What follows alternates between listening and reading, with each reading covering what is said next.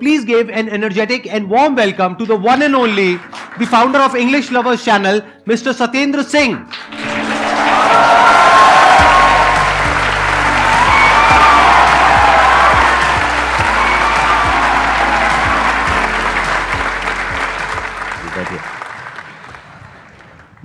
Is it real or is it still a dream that I am? तो हाथ मिलाओ ना.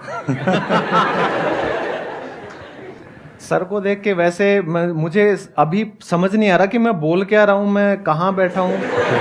पूरा ब्लैंक हुआ पड़ा है सीरियसली, क्योंकि यकीन कर पाना बड़ा मुश्किल है. शायद आप लोगों की भी वही फीलिंग हो रही है. और एक बात और, जब स्टेज के आप उस तरफ बैठे हो तो फीलिंग शायद 50% है. यहाँ पर आ जाओगे ना, आधे आप में से शायद बेहोश हो जाएंगे.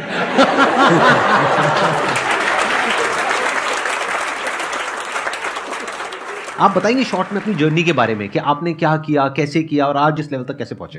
पहले मैंने शुरुआत की थी, एमबीए किया, जैसे नॉर्मल सभी अपनी ग्रेजुएशन करते हैं, फिर एमबीए किया. और उसके बाद मुझे लगा कि कुछ लाइफ में करना है. तो मेरे जो ग्रुप था, सभी दोस्त, कोई डॉक्टर बन गया, कोई इंजीनियर बन गया. तो मुझे लगा भाई तू तो रह गया, तू क्या करेगा.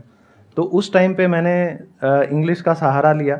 आप रहने वाले कहाँ के हैं? सर भिवानी हरियाणा से. भिवानी हरियाणा से. तो उसके बाद फिर मैंने स्पोकन इंग्लिश का वहाँ देखा, तो कोई ऐसा माहौल हमारे वहाँ पे नहीं था. सारे हरियाणवी में बात करते हैं. कॉलेज में आप जाओगे तो अगर आप हिंदी बोलोगे तो क्या देंगे, गणा मत है. बोला अंग्रेज चले गए, बोला तन्ना छोड़ गए. तो उस वजह से फिर मैंने भिवानी को छोड़ ही दिया. कॉलेज भी मैं कभी कभी जाता था. मैंने दिल्ली ट्रेन में आना जाना स्टार्ट किया. तो यहाँ मैंने 1-2 इंस्टीट्यूट ज्वाइन किए स्पोकन इंग्लिश के सीपी में, और वहाँ फिर मेरी हल्की सी जर्नी स्टार्ट हुई. और उस दौरान मेरा ये था कि यार इंग्लिश तुझे आती है नहीं आती, आपको सेल्फ बिलीफ नहीं हो पाता ना कि मेरी अच्छी कितनी है. तो उसके लिए आपको कोई पैरामीटर चाहिए होता है, कुछ टेस्ट करना होता है. तो उस टाइम पे नया नया 2005 या 6 की मैं बात कर रहा हूँ, मैं बहुत बूढ़ा हूँ. ठीक है. तो कितने हो वैसे, क्या एज है आपकी? सर मेरी 37 है. अभी नवंबर में 38 का मैं हूँ. मेरे से कम बूढ़े हो. सर आप तो अगले 50 साल भी बूढ़े नहीं होने वाले.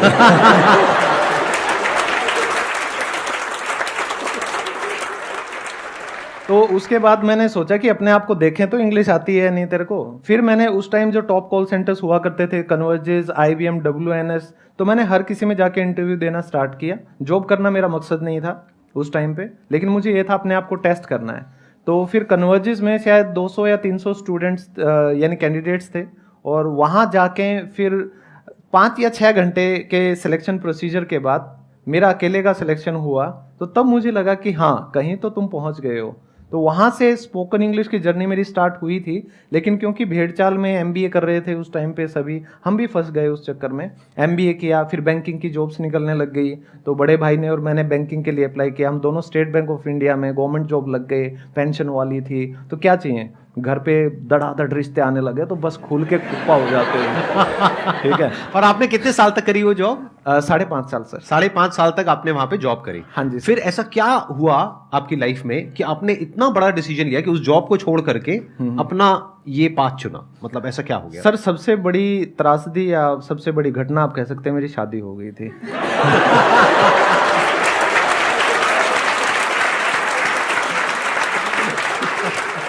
लेकिन शादी होने के बाद तो रिस्पॉन्सिबिलिटीज और बढ़ जाती हैं, उसके बाद तो प्रेशर भी बढ़ जाता है. बिल्कुल सर. लेकिन वहां पे हुआ क्या, वो जो प्रेशर था, उस घबराहट के अंदर मुझे ये समझ आने लग गया कि भाई शादी तो चलो कर ली, ये तो किसी तरह मैं शायद निभा लूंगा, लेकिन ये जो जॉब है ना, ये मेरी सेकंड वाइफ है और इसके साथ मेरा रिश्ता जम नहीं रहा कुछ, तो इससे तलाक ले लेना चाहिए.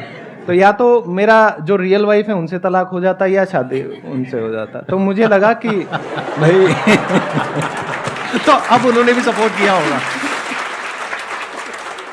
लेकिन वहां पे एक चीज और हुई सर. जब मैंने जॉब छोड़ने का डिसीजन लिया, there was no one to support me, to be honest. क्योंकि सोसाइटी के प्रेशर में इवन पेरेंट्स, फ्रेंड्स तो मेरे कभी रहे नहीं. मेरा आज तक कोई दोस्त नहीं है. आज तक नहीं था, आज के बाद है. मैं मजाक नहीं कर रहा.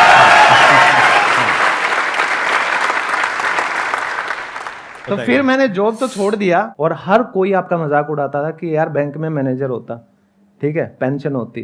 तो आते जाते लोग ताने मार के जाते थे. कोई भी घर में आता था, हर कोई टोंट मारता था, बोला क्या कर लिया. फिर मैंने कहा चलो इनको कुछ ना कुछ तो दिखाना चाहिए. फिर जो अंदर की आपकी आग होती है वो कहीं ना कहीं आपके लिए काम करती है. फिर मैंने 10 साल बाद दोबारा पढ़ाई शुरू की। मैंने बीएड कंप्लीट किया, फिर मैंने एमए इंग्लिश किया, और एमए इंग्लिश में मुझे यूनिवर्सिटी में गोल्ड मेडल मिला। मैंने यूनिवर्सिटी टॉप की।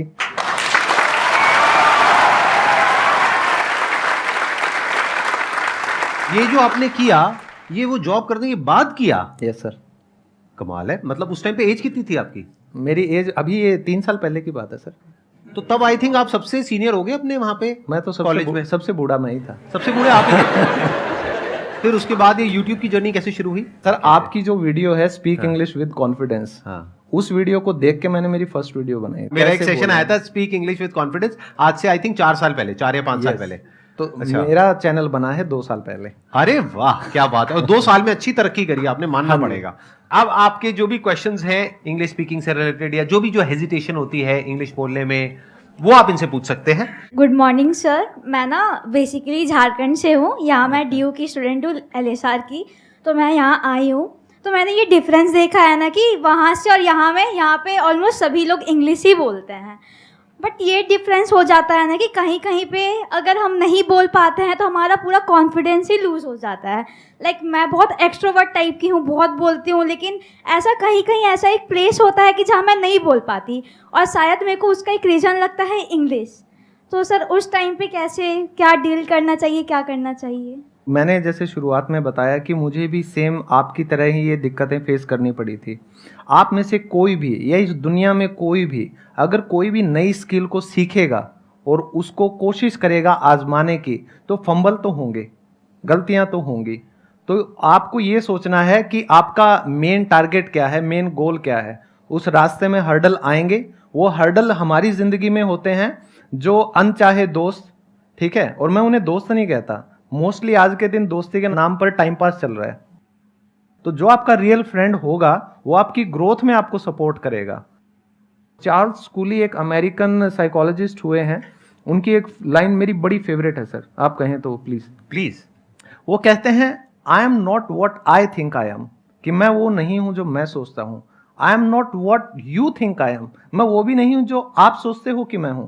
I am what I think you think I am, कि मैं वो हूं जो मुझे लगता है कि आप मेरे बारे में सोचते हो। तो हम हमेशा हमारी एक इमेज कैरी करके चलते हैं। तो आपको ये सेल्फ रियलाइजेशन अंदर से होना चाहिए कि आपके हितैषी कौन है और आपके अगेंस्ट कौन है। तो अगर आपका मेन गोल सही है, आपको लोगों को दिखाने के लिए आगे नहीं बढ़ना, खुद के लिए आगे बढ़ना है, तो मेरे हिसाब से ये दिक्कत कभी नहीं आएंगी। और आप अपनी बस जर्नी कंटिन्यू रखो। Consistency is important. There are lot of places जहां पर के आप जा करके इंग्लिश सीख सकते हैं, जहां पर और भी लोग आ रहे हैं सीखने के लिए। उसमें कुछ बहुत महंगे भी हैं, कुछ सस्ते भी हैं। तो इसलिए नहीं जा रहे आप इंग्लिश सीखने के लिए, क्योंकि वो तो आप यूट्यूब पर भी सीख सकते हैं। वहां पर आप जा रहे हैं प्रैक्टिस करने के लिए। तो वहां पे आप अपना सर्कल बना सकते हैं। अगर क्लास में मानो 20 बच्चे हैं, उसमें हर तरह के होंगे, कुछ की एज ज्यादा होगी, कुछ की कम होगी, और कुछ ऐसे भी होंगे जिनकी जो इंग्लिश है और जो एक्सेंट है वो आपसे भी 100 गुना खराब है। तो अगर आप उनको थोड़ा सा हेल्प करें तो आपका कॉन्फिडेंस अपने आप बढ़ जाएगा। देखो, कॉन्फिडेंस को बढ़ाने के 2 तरीके होते हैं। या तो अपने आप को ऐसा बना लो कि आपके अंदर किसी का कोई डर ही ना हो, सामने कोई भी आ जाए, कितने भी आ जाए, कोई फर्क ही ना पड़े। ये एक तरीका होता है। दूसरा होता है किसी ऐसे सर्कल में चले जाओ जहां पर के बोलते नहीं है अंधों में काना राजा, वहां भी बड़ा कॉन्फिडेंट फील होता है। सही बता रहा हूं आपको कि मतलब अगर एक बड़े तालाब में छोटी मछली होने से अच्छा है छोटे तालाब में बड़ी मछली हो जाओ। ये भी एक तरीका है कॉन्फिडेंस को बढ़ाने का। तो ऐसी किसी जगह पे चले जाओ जहां पर के वो आपको टीचर का दर्जा दे दे। जैसे टीचर जाए, अरे ये तो ऐसी भी जगह होती है। क्योंकि अगर आप ऐसे लोगों के बीच में रहोगे जो बचपन से ही इंग्लिश बोल रहे हैं, तो आपको कॉन्फिडेंस और कम हो जाएगा। एकदम से तो आप ओवरनाइट तो उनके लेवल पे नहीं आ सकते। बिल्कुल ऐसा है जैसे किसी को क्रिकेट खेलना है, अब मुझे खेलना है, अब मैं जा करके किसी टॉप प्लेयर के साथ में खेलने लग जाऊं, तो मेरा जो बचा खुचा कॉन्फिडेंस है वो भी खत्म हो जाएगा 4 दिन में। बिल्कुल। अब मैं अगर चला जाऊं वहां पे पार्क में बच्चों के और हर बॉल पे छक्का, अरे भाई तो समझे कॉन्फिडेंस तो बढ़ ही गया ना। तो इस तरह से आप थोड़ा दिमाग से अगर चलोगे, थोड़ा अगर अपने माइंड को यूज करोगे सही डायरेक्शन में, तो there are lot of options which are there. Yeah, I have 2 questions. First on English and second on your life journey. So first question is like the accent on English is also most important. So how to improve that accent? And second question is like in everyone's life there comes as you said deep moments, right? And you said how you deal with. it, but how can we as a youth deal with that? सबसे पहली problem जो हम accent की बात करते हैं, आपने accent कहा, दैट इज एक्सेंट। तो इसमें हमारी गलती है ही नहीं, टू बी ऑनेस्ट। हम एक बात को समझें कि हमारी जो इंग्लिश जो हम सीख रहे हैं that is ESL, English as a second language. तो हमारी जो मदर टंग है, जो हमारी मातृभाषा है, वो हिंदी, मराठी, गुजराती, ये मतलब 22 भाषाएं हमारी कोई सी भी हो सकती है। तो हमारा जो एक्सेंट है वो डिपेंड करता है MTI। तो MTI होता है मदर टंग इन्फ्लुएंस। तो मान लो अगर मैं हरियाणा से हूँ, तो अगर मैं कहता हूँ अरे भाई देखेंगे अंग्रेजी सीख ली जाएगी तो सीख ली जाएगी ना, आप इन बेरा कोई फर्क नहीं पड़ता हमारा, ठीक है, बोला घने अंग्रेज आयर चले गया, हमने कोई ना सिखा पाया। तो अगर मैं मेरी यही टोन कंटिन्यू रखूं तो जो मेरा गला है, जो वोकल कॉर्ड्स हैं, वो उसी के अकॉर्डिंग सेट हो जाते हैं। तो मैंने इस बात को कुछ ज़्यादा ही सीरियसली ले लिया। तो मेरे आस पड़ोस वाले सारे मेरा मजाक बनाते थे हिंदी में बात करके, देख आ गया अब ये हिंदी में बात करेगा। चलो कोई बात नहीं। लेकिन जब मैंने इंग्लिश को सीखा और फिर मैंने फ़ोन करके उनके इंटरव्यू लेने शुरू किए ना, और जो हड़काया उनको HR मैनेजर बन के, बड़ा मज़ा आया, कसम से बड़ा मज़ा आया। मैं लताड़ता था, मैंने कहा no you don't deserve it, you don't deserve it.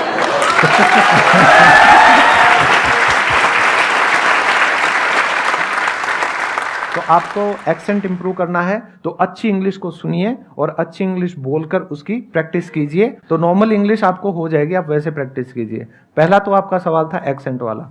दूसरा जो आप कह रहे हैं कि लाइफ में लो पॉइंट्स आते हैं, आप सभी के आते हैं, नो डाउट।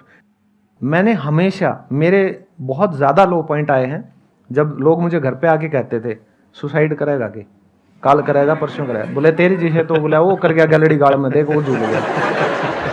ऐसे कौन बोलता है? बोलते हैं सच में? मतलब ये कौन है? ये दोस्त है या रिश्तेदार है? कौन सर है? ये जैसे कॉलेज में एक दोस्त था मेरा, तो मतलब कहीं ना कहीं, लेकिन वो लोग सच्चे हितैषी हैं आपके, ये बात भी ध्यान रखना।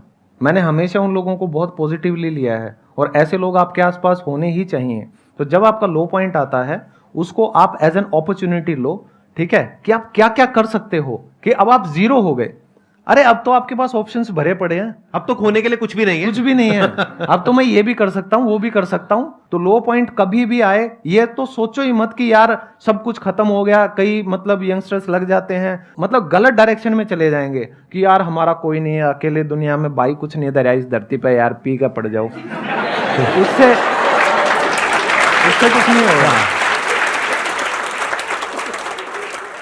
Sir, my name is Gautam, and actually, sir, I am a stammer person. But sir, in Hindi, my stammering sometimes low, but in English very high. Second, ये कि sir, before 2 year, एक सर ने मुझे बोला था कि 20 साल के बाद कोई भी इंग्लिश अच्छे से नहीं बोल पाता। तो ये मेरे मन में अभी तक उनका है।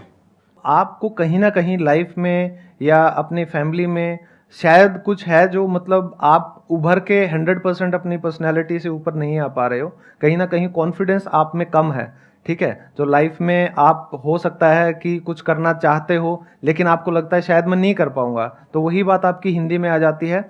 जब अब मैं सर के सामने बैठा हूँ, ऐसा नहीं है कि मेरे में कॉन्फिडेंस पूरा है, मेरी भी अंदर से लगी पड़ी है, ठीक है। लेकिन